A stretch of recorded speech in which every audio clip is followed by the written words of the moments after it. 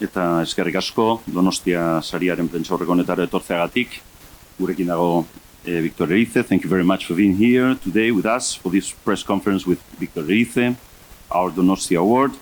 Muchas gracias por su presencia aquí hoy para esta rueda de prensa con motivo de la entrega del premio Donostia a Victor Erice. Después hablaremos también con el equipo de la película Cerrar los Ojos.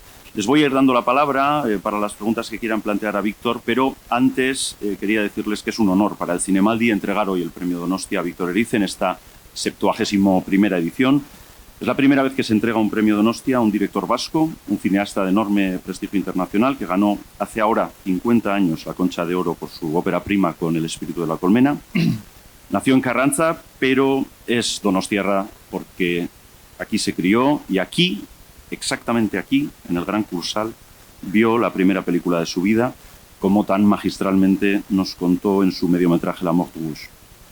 Hoy, por tanto, Víctor, tal vez proceda volver a las palabras de Albert Camus, que tú mismo, Víctor, has citado en alguna ocasión. Decía Albert Camus: sé con certidumbre que la obra de un hombre no es sino ese largo caminar para recuperar, pasando por los desvíos del arte, las 2 o 3 imágenes sencillas y grandiosas a las que se le abrió el corazón por vez primera. Víctor Erice, hoy con el premio, al volver a casa, tal vez van a volver a tu memoria algunas de aquellas imágenes sencillas y grandiosas. Kaixo, eskerrik asko Donostia Zinemaldia. Eso yo no lo sé, verdaderamente. Es la tentativa, ¿no? Cuando el cine se ha constituido en un tipo de experiencia que yo denominaría fundamentalmente existencial. Y eso obra en todo lo que haya podido hacer, mal que bien, a lo largo del tiempo, ¿no? Muy bien, pues aquí una primera pregunta en primera fila. Hola, buenos días. Gracias por tu cine y por todo. Entonces, yo quería dar la enhorabuena también por el premio, por cierto. Quería preguntar, en tu película, bueno, luego se hablará de la película, pero quería preguntar o comentar, yo viéndola, me he acordado, salvando las distancias, de Vida en sombras, de Josep Gracia, en el aspecto de la sanación con el cine, de que el cine ayuda a sanar el espíritu, a curar. Entonces, quería que comentara un poco ese aspecto del cine. Y luego también, dado que su cine es puro arte, bajo mi punto de vista, pues quería saber un poco qué artistas, o incluso, bueno, qué cineastas también, pero artistas, cineastas, tiene en su cabeza o qué cosas son las que le influyen para su arte. Gracias. Bueno, el tema de la sanación, pues yo creo que es una de las cualidades, virtudes de lo que se dio en llamar el arte, ¿no? El arte en general. Y eso lo podríamos circunscribir a esos libros, a esos cuadros, a esas músicas, a esas películas que de repente irrumpen en nuestras vidas y de alguna manera nos modifican, ¿eh? Después de pasar por esa experiencia, de algún modo nos sentimos distintos, de algún modo. Hemos crecido en el conocimiento. El arte como sanador tuvo, yo creo, como misión para sanar, fue la reivindicación fundamental de uno de los más grandes artistas vascos.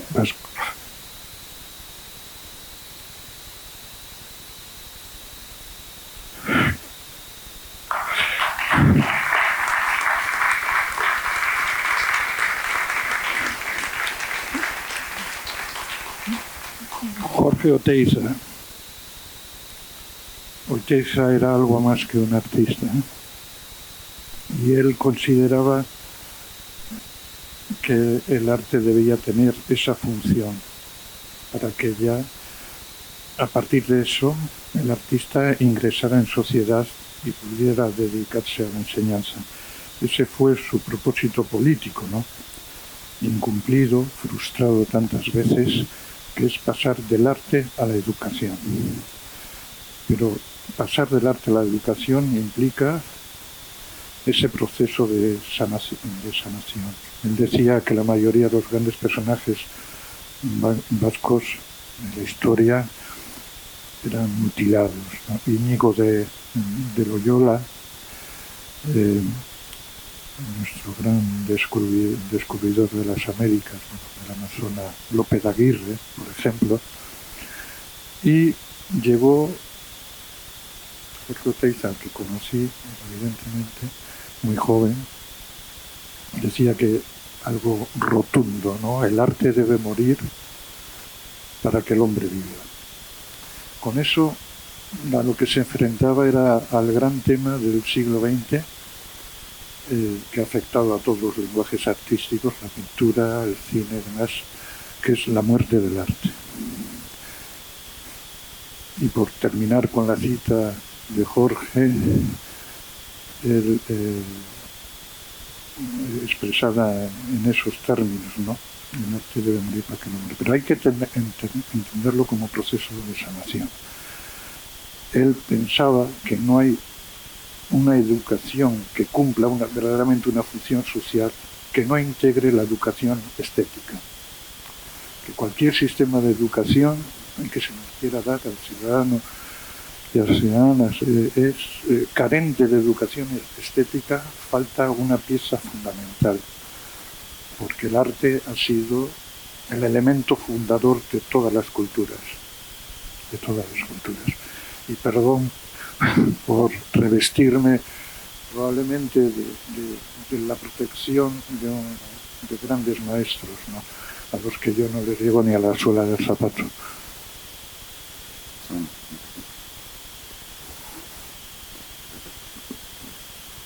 Buenos días, felicidades maestro por el premio y por la nueva película. Tengo dos preguntas para usted. La primera es, ¿qué le llevó? O sea, ¿qué ha llevado a que después de tanto tiempo salir adelante este nuevo proyecto tuyo? Y haciendo un balance de tu carrera como director, desde El espíritu de la colmena hasta el día de hoy, te quería preguntar qué es lo que considerarías que más te ha dado y más te ha quitado el cine. Gracias. Lo que me ha llevado a hacer esta película es la más convencional de las necesidades, una reproducción de la existencia. Y en cuanto a lo que me haya podido dar, para mí y para las gentes de mi generación, el cine en unos tiempos de miseria, me refiero a la falta de libertades sentimentales, etc., a través de las películas, aunque fuera por unas horas, nos permitió ser ciudadanos del mundo. Y al mismo tiempo nos permitió elegir a nuestros maestros. Eran cineastas repartidos por todo el mundo que no tenían el estatuto de artistas. Y eso era extraordinario, porque yo creo mucho en la creatividad de un cineasta que no tiene la conciencia de estar haciendo arte. Yo nunca lo he pretendido como motivo de mis proyectos, el hacer arte. Eso surge o no surge, esa es la aventura de la creación. Sí. Y por favor, el micrófono.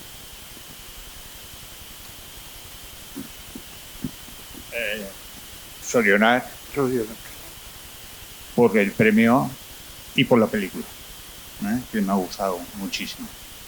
De todas maneras, en la parte final de la película, que vemos aquí una sala de cine cerrada, me viene a la cabeza en el sentido de que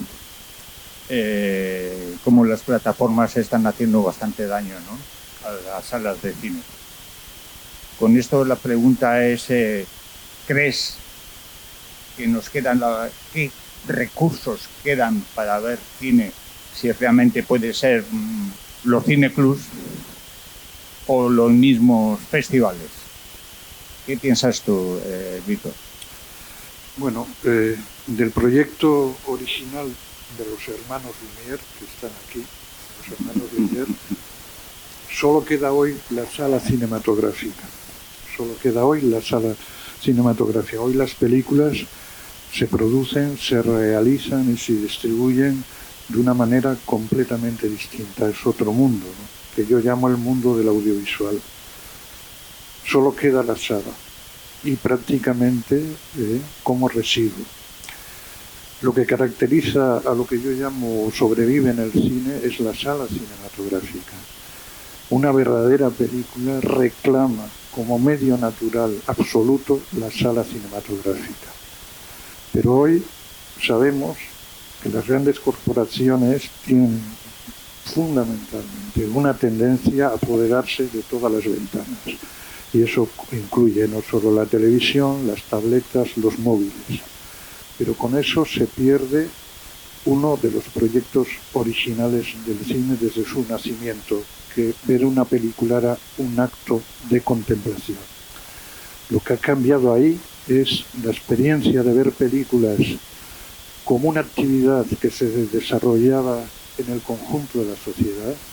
Uno abandonaba por unas horas el cerco familiar y encontraba en la sala de cine a los demás. Era una experiencia ciudadana compartida. Y el desarrollo tecnológico nos ha conducido a que el hecho de contemplar una película se tenga lugar en la privacidad doméstica, que ya no es lo mismo. El salón de la casa particular y el impulso que hay de las fuerzas que dominan la economía del cine y también del desarrollo tecnológico es que nos quedemos todos en nuestro rinconcito con nuestros artilugios técnicos. Yo reclamo, reivindico la experiencia pública. La experiencia pública.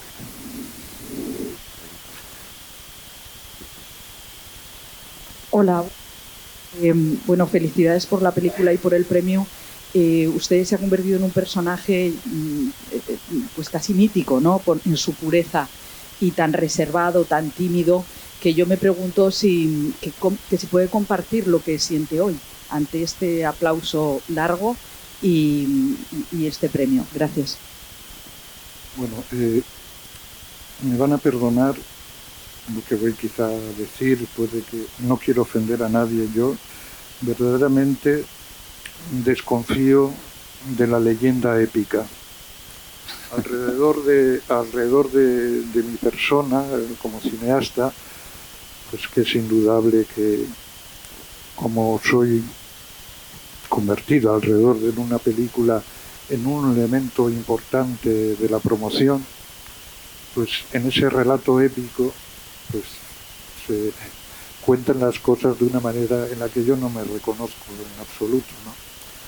No me reconozco porque he vivido las cosas en otra frontera, ¿no? La leyenda épica está muy bien como elemento publicitario, cuenta con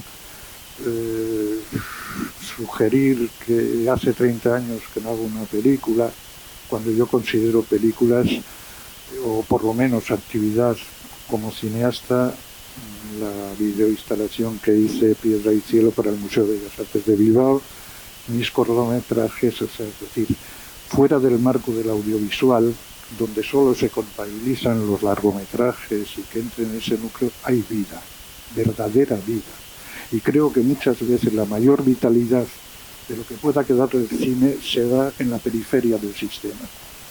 Bien, en ese sentido combato, comprenderán ustedes, todo lo que se dice, toda esa retórica que se utiliza y se difunde a través de los más medios, donde esta película es testamentaria, etcétera. Si yo admito eso, no tengo como horizonte vital más que el Museo del Cera, la jubilación o el cementerio. ¿Comprenderán ustedes?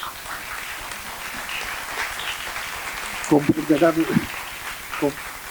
comprenderán ustedes que me resista, ¿no?, a esa... Pero ya lo dijo John Ford en El hombre que mató a Liberty Balmer. Lo que hay que imprimir es la leyenda.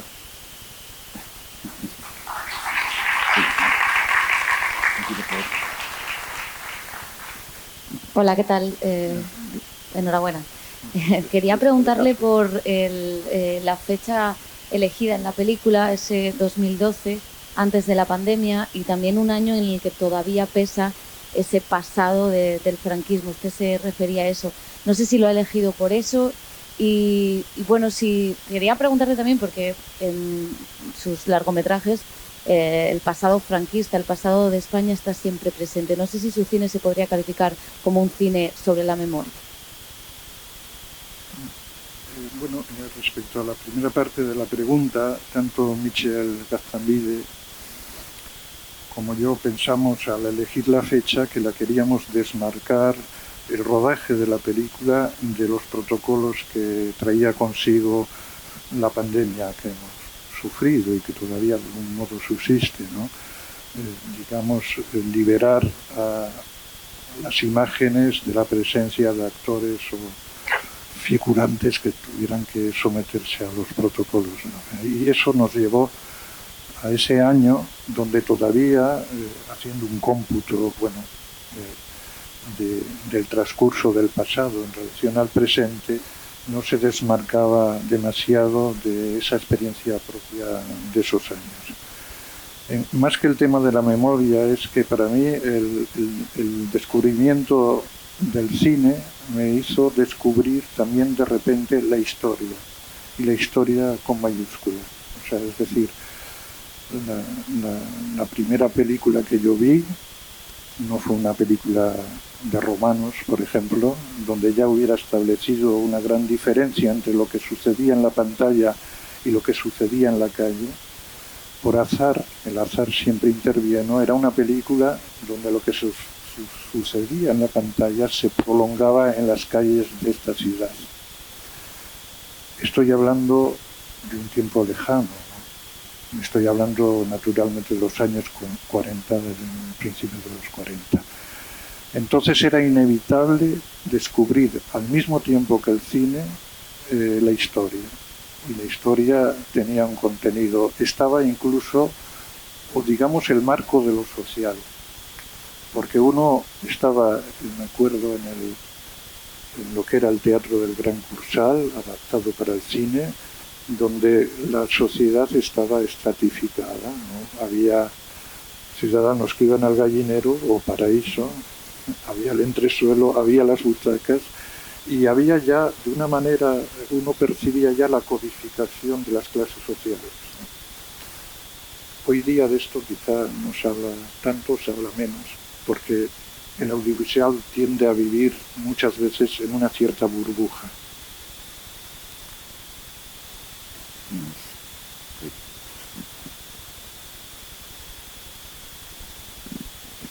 Kaixo, primero Zorionak por el premio. Va a recibir el premio Donostia en el mismo teatro en el que recibió la Concha de Oro. Me gustaría saber qué recuerda de aquella entrega de premios. Y luego una segunda pregunta sería, comentaba que quiere huir un poco de esa idea testamentaria que algunos le han atribuido a cerrar los ojos, pero es cierto que El espíritu de la colmena comienza con un cine que llega a un entorno rural, y Cerrar los ojos termina en un cine. No sé si se cierra el ciclo, o qué reflexión nos puede transmitir de estas ideas. Pues yo lo que recuerdo de esa noche de la Concha de Oro, que subimos a recogerla el productor Elías Querejeta y yo, que éramos amigos, lo que recuerdo, y soy el único en haberlo citado, es que la mitad del cine pateaba y la otra mitad aplaudía, lo cual era un índice de su vitalidad, también un índice de que fue una película hecha a contratiempo o contra el tiempo, para lo que eran las pautas las convenciones del cine de ese momento. Y eso era el índice de su vitalidad. Cuando esta película luego es sancionada y tiene la reputación que tiene en las historias del cine en todo, cabe considerar una cosa: no es lo mismo ver una película en el momento de su producción, en el momento en que surge, que ver esa película cuando ya forma parte de la historia del cine, cuando ya ha sido sancionada socialmente. Pero ese instante donde hay esa relación directa entre la obra y el entorno donde nace, solo se da en el descubrimiento primero, en el origen, ¿no? En cuanto yo, entre las poquitas cosas que he podido leer a propósito de cerrar los ojos, aparte de ese carácter testamentario al que me resisto, como es natural, yo no creo que la película sea nostálgica, para nada. Yo soy una persona que ya desde hace 15 años utilizo el vídeo digital, utilizo las nuevas tecnologías. También debo decir por una cuestión económica, ¿no? Porque resulta más barato rodar en digital que en fotoquímico, ¿no? Aunque en esta película hay como unos 10 minutos o más que he rodado en fotoquímico, pero porque se corresponde al tiempo en que todavía el cine fundamentalmente se hacía en fotoquímico. Pero no es para nada una película de nostalgia, ni siquiera de los proyectores, ni siquiera de las viejas salas, porque eso se ha ido con el siglo, probablemente. Y yo lo acepto como servidumbre del tiempo. Pero es evidente que hay un antes y un después. Lo que sí tiene inevitablemente la película es, yo lo he dicho en alguna entrevista, que por un momento vi en el final sobrevolar el ángel de la melancolía, que es distinto, porque es el ángel de la historia de la que habló Walter Benjamin. Pero es algo muy distinto a la nostalgia. Yo no tengo ninguna concepción fetichista ni del cine ni de la tecnología. Y cuando doy un taller, gente en general que me gusta muchísimo ver los talleres, el contacto directo con las personas, son jóvenes, en un acto de transmisión trato de ponerles ante ese desafío que entraña la nueva tecnología. Yo siempre les digo, ¿saben ustedes cuál es el soporte de la imagen que más ha permanecido en el tiempo? Todos se miran, dicen digital, fotoquímico, y hay que decir, el óleo.